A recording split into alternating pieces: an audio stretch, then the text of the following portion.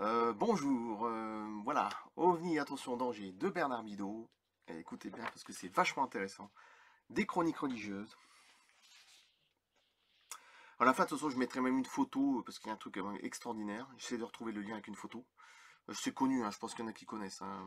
Je vais peut-être essayer de retrouver peut-être d'autres photos de ce monastère de Dečani en Yougoslavie, en l'an 1350. Accrochez-vous. Des chroniques religieuses. Des OVNI dans l'histoire, OVNI attention danger, Bernard Bidot, un petit coup de gueule de 30 secondes. J'en ai marre qu'on traite de Sylvano Trotta, de Didier Coalac, de Revanche Révélation, de Patrick Dessau, Andreas, et de Philippe Gendrogue, de sectarisme, de comme moi. Hein. Bon, moi c'est en dessous, enfin c'est pas non plus, bon bref. De complotisme, de négationnisme, j'en ai marre. J'en ai marre. Il y a un moment, il faut arrêter, voilà. Parce que moi, faut pas oublier qu'en 2018, j'ai perdu mon père, mon oncle. J'ai perdu mon père, mon oncle. J'ai perdu mon père, mon oncle en 2018. Faut essayer de se mettre dans ma tête. Depuis ce temps-là, je suis toujours pas très bien. Enfin, ça va mieux, mais je sais pas non plus très bien. Alors, traiter les gens comme ça de complotistes, de se foutre du malheur des autres, c'est ça, se foutre de la gueule du malheur des autres, c'est honteux et inadmissible. Voilà, c'est tout ce que j'avais à dire. Bon. Moi, je pense qu'on va regarder dans leur vie privée. Et je suis sûr et certain que c'est pas très joli. Il doit y avoir des problèmes relationnels dans leur famille, entre le conjoint, la conjointe, je sais pas quoi, mais enfin, il doit y avoir quelque chose qui est pas très joyeux. Voilà, c'est ce que je vais dire. Voilà. Alors, faut essayer de se mettre à ma place. Merci. Déjà, je suis quelqu'un de très anxieux aussi, hein, angoissé. Donc, mollo mollo, merci. Des chroniques religieuses. Les ovnis à l'histoire, je ne dis plus rien sur ça. Merci. Hop, terminé. OVNI à son danger, et c'est très intéressant, de Bernard Bidot. Avec une belle musique de fond que j'avais mis pour les dossiers du Chupacabra.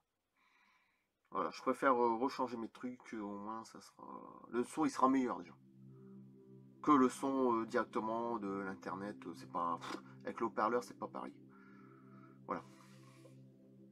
En plus qu'elle est calme cette musique là. J'ai trouvé qu'elle était vraiment calme et magnifique.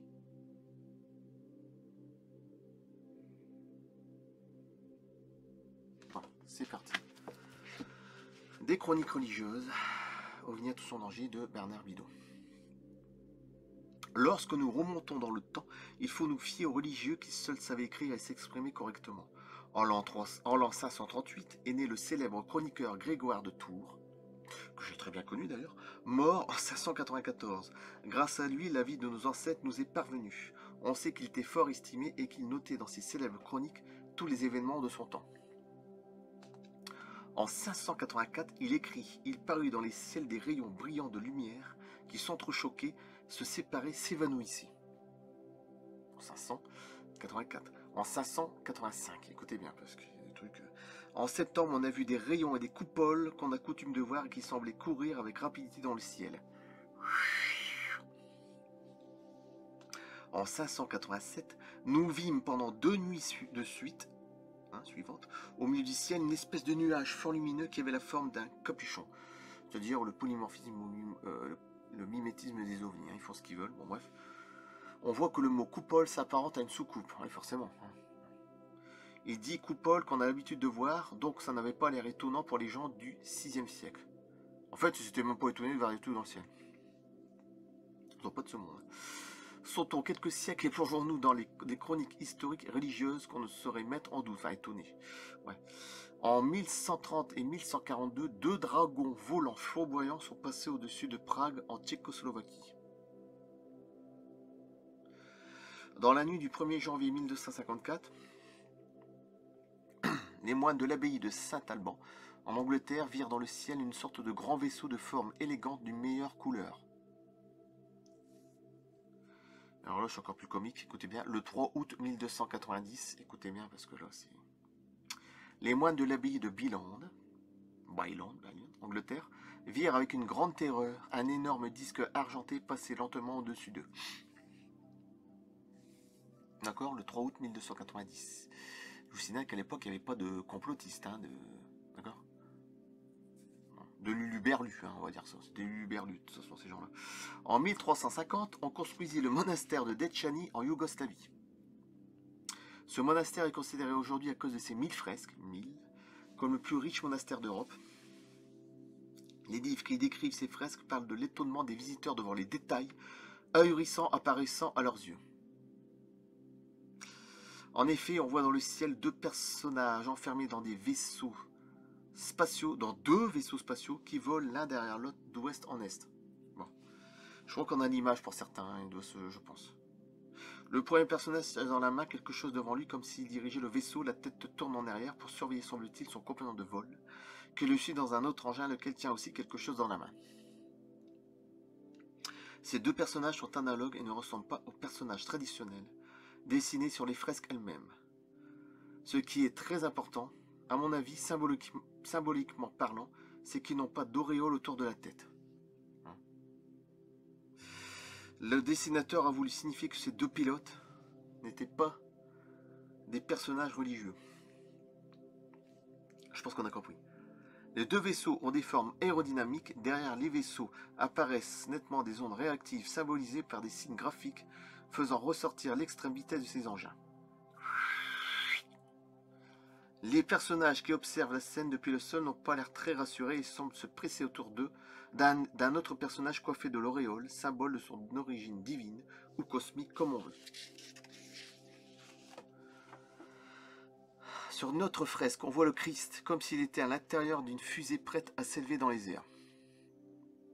Bon, on le voit nettement qui, de sa main droite, attire avec force dans cette fusée un humain qui se trouve sur terre. Il a le symbolisme du divin entraînant l'homme vers le royaume du ciel.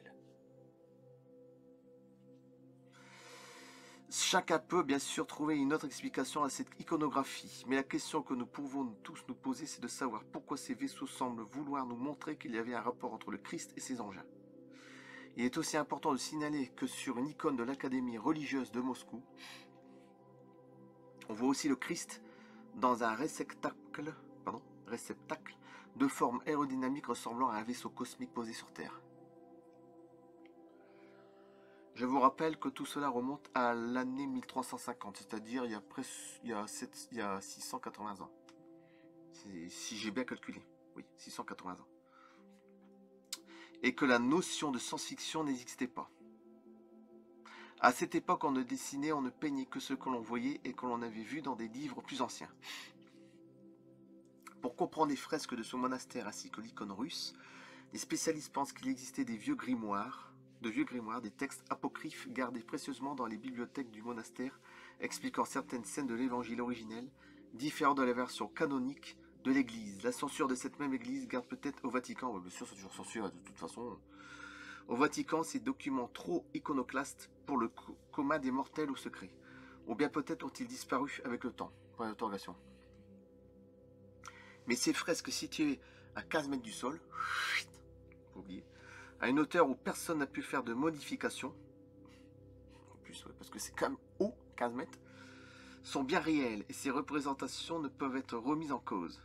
Elles donnent par conséquent à réfléchir à tout où il faut le sérieux sur le message que les religieux de l'époque ont voulu transmettre en représentant des objets volants en présence d'êtres ayant un rapport avec le divin.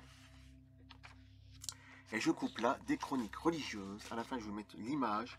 Je vais essayer de retrouver par rapport à l'an 1350, le monastère de Dečani en Yougoslavie. Et je coupe là, merci, des chroniques religieuses avec un petit coup de gueule. J'avais raison, de toute façon, les ovnis dans l'histoire. Qu'on nous foute la paix, merci. Et à bientôt, dans 2 jours ou 3 jours. A plus, merci.